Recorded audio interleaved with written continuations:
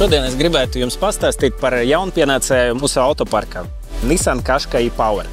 Varētu likties, ka tas ir tāds pats Nissan Qashqai, bet šim ir divi dzinēji, viens elektriskais, otrs benzīna dzinējs, un benzīna dzinējs domāts tam, lai ražotu enerģiju priekš akumulātora, kurš savukārt darbina elektrisko dzinēju, kas arī ripina mašīnu uz priekšu. Braukšanas pieredze ar šo mašīnu ļoti līdzinās elektriskai. Godīgi sakot, šis modelis mainīja manu priekšstatu par Nissan zīmolu kā tādu, jo, atzīšos, man bija diezgan daudz stereotipi. Ja būt pavisam godīgam, tad manu priekšstatu bezatgriezeniski mainīja šis modelis, jauna Nissan Ariya. Un es ļoti ceru, ka pavisam drīz arī šī ļoti skaista un simpatiska mašīna būs pieejama mūsu lietotājiem.